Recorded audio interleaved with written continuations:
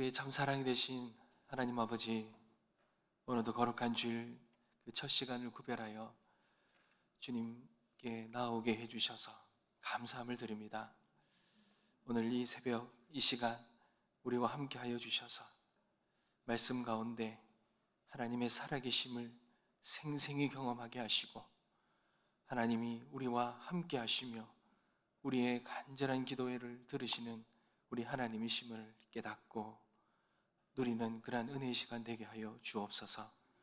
오늘도 우리의 각자의 마음에 크고 작은 문제들과 많은 기도의 제목들을 가지고 간절함을 가지고 주님 앞에 나왔습니다. 이 새벽 우리의 마음을 쏟아 하나님 앞에 기도하며 나아갈 때에 주님, 우리의 모든 간구를 들으시고 우리의 마음속에 흔들리지 아니하는 믿음과 확신과 평안함을 허락하여 주시옵소서. 오늘 하루도 우리를 붙들어 주시고 우리를 온전한 예배자로 세워주시고 오직 주님만을 높이며 주님이 우리의 전부가 되는 복된 하루 되게 하여 주옵소서. 오늘도 우리의 간절한 마음을 담아드리는 모든 이 마음을 주님 받아주시고 기도의 제목들, 감사의 제목들 응답받고 더 풍성한 은혜를 누리게 하여 주옵소서. 감사합니다. 살아계신 예수 그리스도의 이름으로 기도드립니다. 아멘. 하나님께서 우리에게 주시는 말씀입니다. 고린도전서 13장 1절에서 13절까지 함께 보겠습니다. 고린도전서 13장 1절에서 13절 말씀입니다. 한 절씩 교독하겠습니다. 제가 먼저 읽겠습니다. 내가 사람의 방언과 천사의 말을 할지라도 사랑이 없으면 소리나는 구리와 울리는 꽹과리가 되고,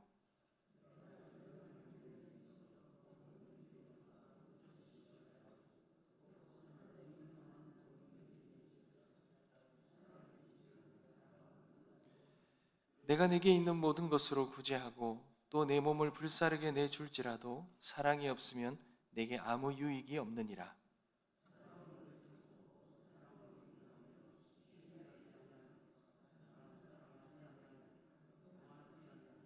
무례히 행하지 아니하며 자기의 유익을 구하지 아니하며 성내지 아니하며 악한 것을 생각하지 아니하며 모든 것을 참으며 모든 것을 믿으며 모든 것을 바라며 모든 것을 견디느니라.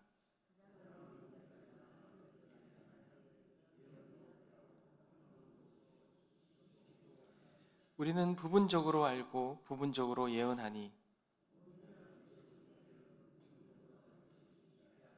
내가 어렸을 때에는 말하는 것이 어린아이와 같고 깨닫는 것이 어린아이와 같고 생각하는 것이 어린아이와 같다가 장성한 사람이 되어서는 어린아이의 일을 버렸노라.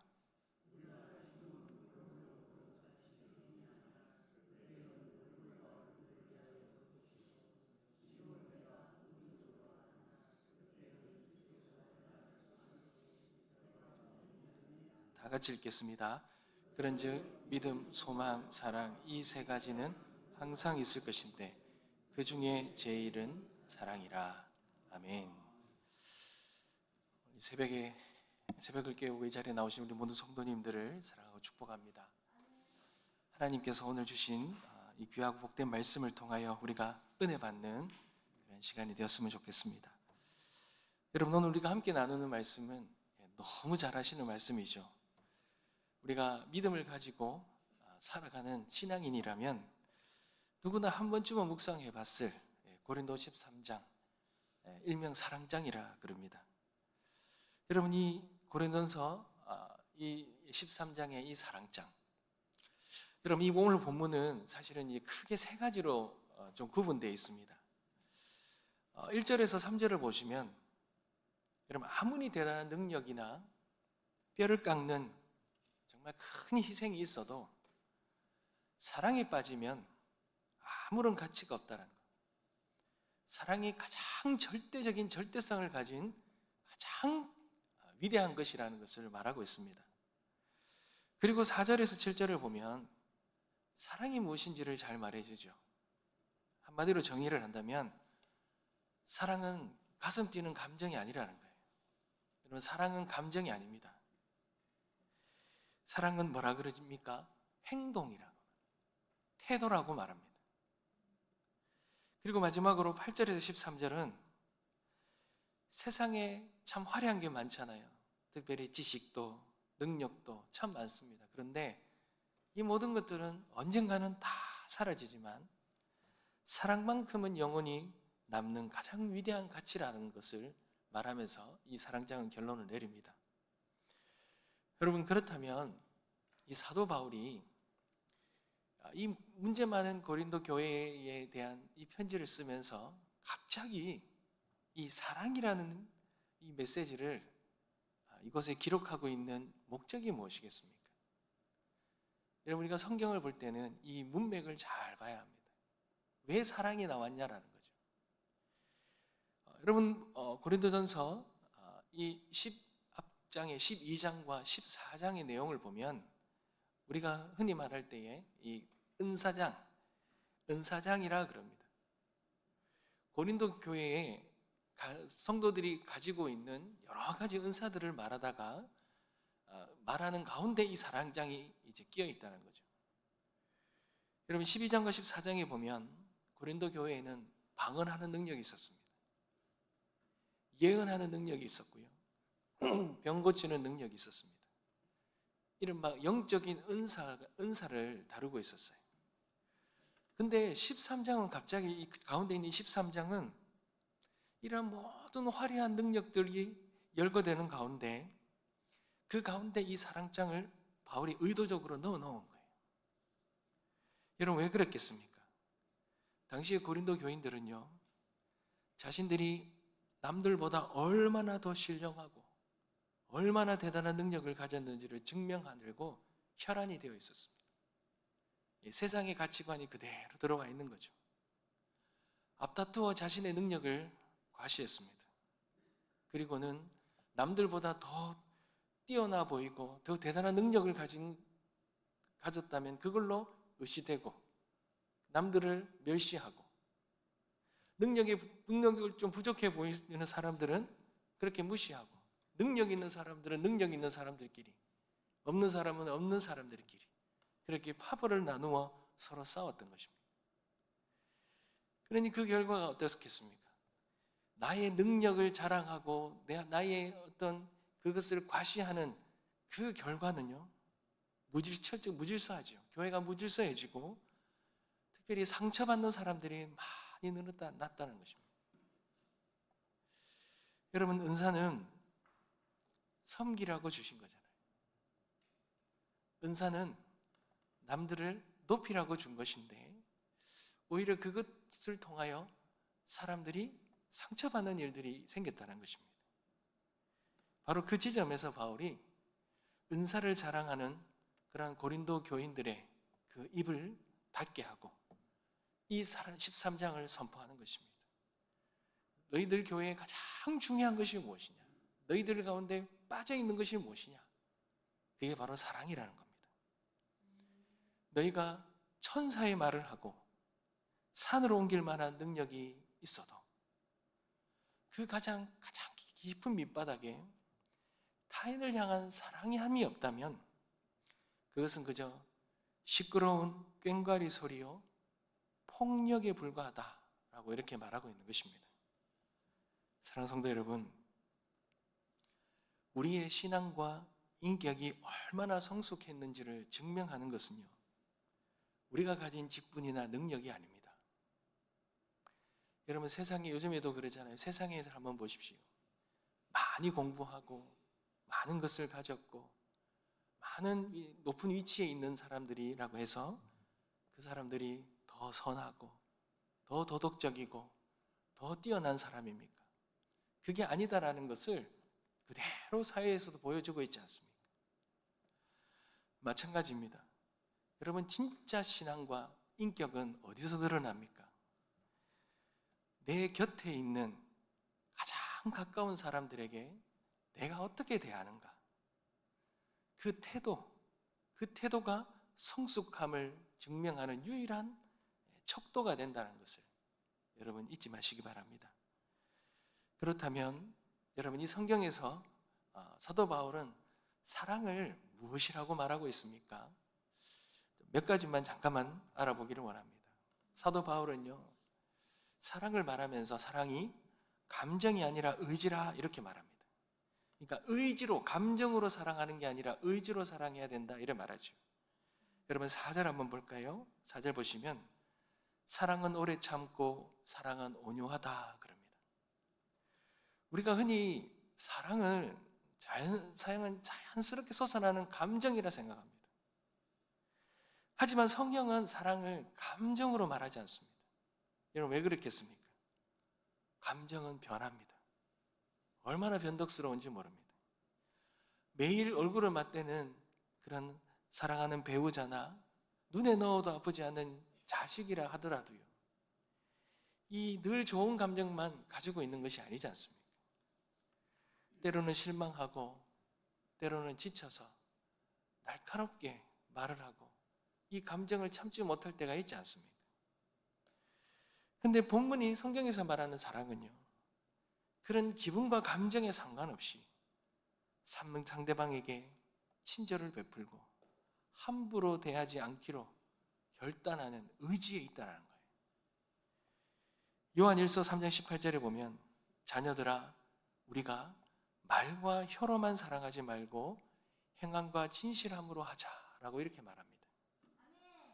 여러분 오늘 하루 내 감정이 일어나는 대로, 감정이 말하는 대로, 감정이 내키는 대로 나와 가장 가까이 있는 우리 가족들과 우리 동료들에게 이 감정으로 말하는 것이 아니라 우리의 마음속에서 나오는 그러한 행동과 의지적으로 사랑하며 그렇게 따뜻한 우리의 그런 사랑을 전하는 우리들의 삶이 되어지시길 간절히 소망합니다.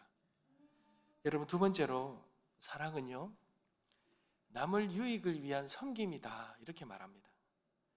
그러니 내가 가진 능력이 아니라 내가 가진 이 사랑으로 남을, 공동체를 섬겨야 된다는 거예요. 여러분 5절을 한번 보시면 사랑은 자기의 유익을 구하지 않는다 이렇게 말하죠. 여러분 고린도 교인들의 문제는요, 자기의 능력을요 오직 나를 과시하고 나를 만족하기 위해서만 사용했다는 것입니다. 여러분 왜 다른 사람들이 자신의 어떤 자랑거리 있잖아요. 왜 자랑거리를 막 이야기를 하면 우리가 마음이 불편하잖아요. 듣기 싫잖아요. 왜 그럴까요? 여러분 성경에서 말하잖아요. 방언과 천사의 말을 할지라도 사랑이 없으면 소리나는 구리와 울리는 꽹과리가 된다 그러죠. 소음이기 때문에 그래요. 여러분 우리가요, 하나님께서 우리에게 주신 것은요, 나를 높이고 나를 드러내고 자랑하라고 주신 게 아니죠. 나에게 주신 재능과 지식과 물질과 건강은요, 나만 혼자만 누리고 이것이 나를 드러내고 내가 다른 사람보다 뛰어나다라고 증명하려고 주신 것이 아니라는 거예요. 이 모든 것들은요, 하나님께서 섬기기 위해 주셨다는 거예요. 베드로전서 4장 10절에 보면 각각 은사를 받은 대로 하나님의 여러 가지 은혜를 맡은 선한 청지기 같이 서로 봉사하라 이렇게 말합니다. 우리는 은사와 능력을 참 많이 원합니다. 왜 그렇습니까? 이거 가져야 하지만요, 내가 인정받잖아요. 내 만족이 있고 나를 드러내기 때문에, 내가 높임 받기 때문에, 내 만족이 있기 때문에 우리는 이것을 가지기를 원합니다. 그런데 우리가 가진 모든 건요, 잠시 맡겨주신 거예요. 그런데 여러분 사랑은요, 절대적으로 남을 위한 것입니다. 남의 유익을 위해 하나님께서 우리에게 주셨다는 것. 여러분 제가 사역을 해보니까요, 능력 있는 거, 뭐 대단한 은사가 있는 거, 이 참 중요한 것 같더라고요.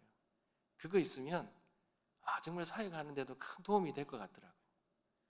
그런데 여러분 제가 보면서 이 은사와 능력이 참 위험하다는 걸 참 많이 느낍니다. 여러분, 한국 교회에도 한번 보십시오. 한때 하나님 앞에 귀하게 쓰임받는 목회자들, 은사자들이 참 많았습니다. 근데 그 모든 분들의 마지막이 어떻습니까? 다 하나님의 영광이 아니라 자기의 영광을 드러내다가 다 한때 쓰임받다가 그렇게 실족하는 그런 것을 참 많이 봅니다. 여러분, 사도 바울이요, 남은 다 구원하고 자기는 구원받지 못할까 봐 두려워했던 것. 여러분, 이 은사와 능력을 가진다는 건 하나님께서 정말 우리에게 주신 은혜이기도 하겠지만 한편으로는 정말 위험한 시험거리, 유혹거리라는 것입니다. 나를 높이는 것은요, 여러분, 본능입니다.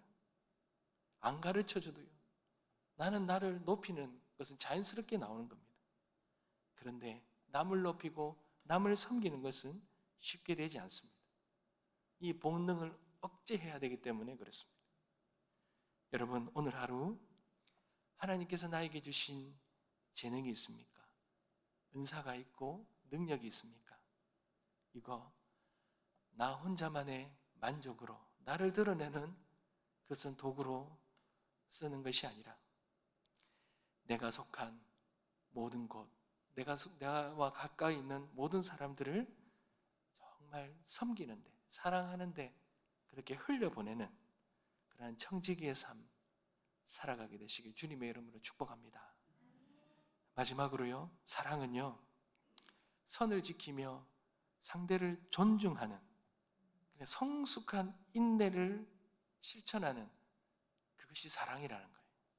여러분, 13장 5절과 7절에 보면 사랑은요, 무례히 행하지 아니하다.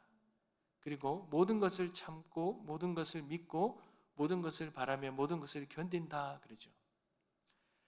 여러분, 본문에 보면 사랑은요, 오래 참는 것이고 무례히 행하지 않는 것이다 이렇게 말합니다.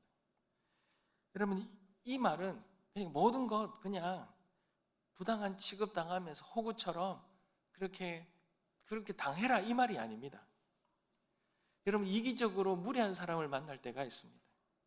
그런 사람이 있을 때 그 사람들에게 함께 똑같이 행동하고 똑같이 진흙탕 싸움을 하면서 그 안에 그런 모습으로 보이는 것이 아니라 내 안에 품격을 지켜라는 거예요.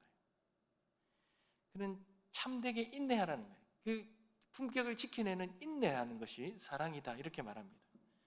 로마서 12장 21절에 보면 악에게 지지 말고 선으로 악을 이기라 그러죠. 상대의 무례함에 동화되지 않고 단호하면서도 정중하게 선을 긋고 상대를 내 마음대로 통제하려 들지 말고 묵묵히 기다려주는 것, 이것이 악에게 지지 않고 선으로 이기는 그러한 사랑의 힘이라는 것입니다. 사랑하는 성도 여러분, 이 사랑이, 성경에서 말하는 사랑이 무엇인지 이것을 우리가 깊이 깨닫고 이 사랑함을 진실로 행하는 그러한 우리 모든 성도님들 다 되어주시길 주님의 이름으로 축복합니다. 여러분, 13절의 결론을 한번 보고 마무리할까요? 그런즉 믿음, 소망, 사랑 이 세 가지는 항상 있을 것인데 그 중에 제일은 사랑이다 이렇게 말합니다. 여러분, 우리가 믿음을 참 대단하게 보잖아요.